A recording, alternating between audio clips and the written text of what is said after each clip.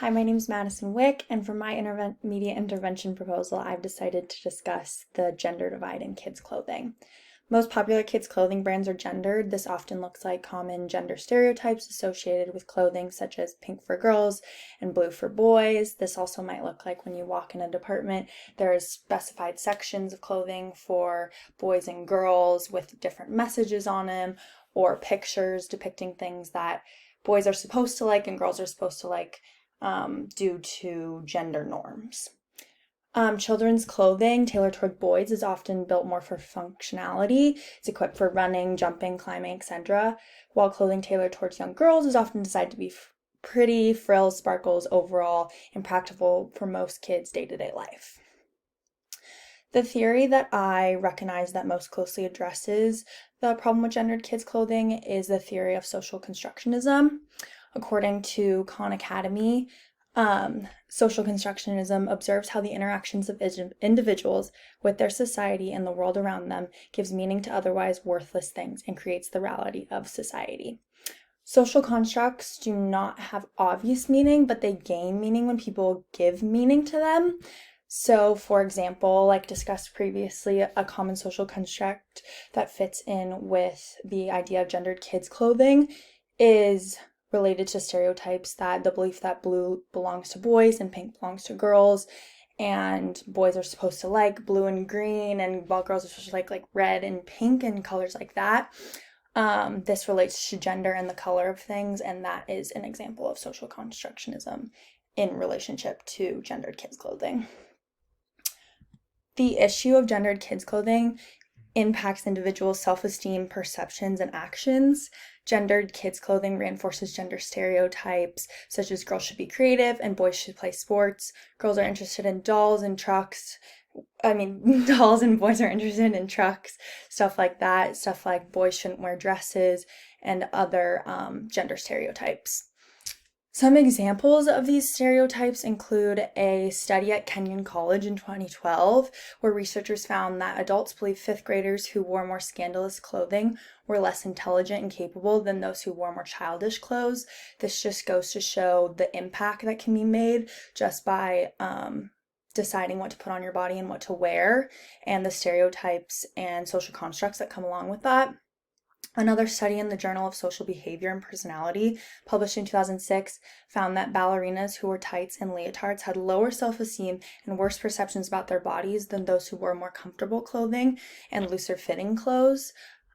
Studies such as the Cognitive Consequences of Formal Clothing from 2015 found that when people wear more professional clothing, it can encourage people to think bigger and become more focused. This was in relationship to like doctor's coats or lab coats or things like that that made people feel a little bit more professional, and this in turn helped them think bigger and use more knowledge. Problematic messaging on kids' clothing, such as the example in the PowerPoint, shows an image from a shirt from Old Navy that says, "I flex so hard my sleeves fell off," and this just kind of promotes the gender stereotype and toxic masculinity, providing more of a macho concept for young kids at such a young age. My target audience for my media proposal is adults. Adults are generally the ones designing, manufacturing, selling, and buying the merchandise that may be gendered. The functionality and practicality of children's clothing is a common issue that parents are coming across, especially nowadays when they're trying to decide how to dress their children. Like we previously stated, boys' clothes are generally tailored to more active lifestyle, while girls' clothes are generally tailored to look pretty and have frills and sparkles and things like that that aren't as easily used in a functional way. Like when they're outside and playing on the playground and stuff like that, it's not always the most functional. Kids are meant to play, get a little dirty, run around, and explore, and many popular brands do not make kids' clothing that supports that lifestyle. Like previously stated, there's generally a section for boys' clothes and a section for girls' clothes, and not generally a gender-neutral section or one that makes it easy for parents to shop in both sections. Clothing brands make assumptions such as boys liking sports and girls liking princesses, and their clothing reflects that. This kind of relates to the last slide of the Old Navy shirt, which displayed a gender, male masculinity, toxic masculinity saying on it, and it just kind of promotes gender stereotypes and social constructs. And as we previously said, that can be toxic, and it can reflect for years to come on children's clothing and can change their actions and perceptions. And for my campaign, I think the most effective way to discuss constructs and stereotypes and tackle the problem with gendered kids' clothing would be to create a campaign that promotes inclusivity and addresses stereotypes related to gendered kids' clothes. My campaign idea would be to involve working with a brand who's already begun to transition to more gender inclusive or gender neutral clothing options for children. There are brands such as Land's End and Carter's, which already have unisex clothing lines and pieces of clothing with similar styles for boys and girls.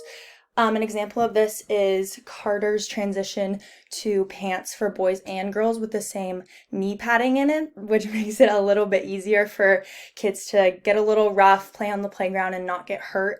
And they were only designing those for boys at first, but they've now started a girls line, but it's also gender neutral. So either one, whether they identify or not, can wear those types of clothing. My idea for the campaign would be to share a series of colorful images, which really attracts audiences and audience's eyes, which feature children of all ages and identities wearing clothes made by the brand that they picked out and doing activities that they love. This could look like playing baseball, playing on the playground, playing with dolls, or literally anything that they enjoy. I think this could showcase that gender stereotypes are outdated and inaccurate. Not all boys love baseball, and not all girls love princesses.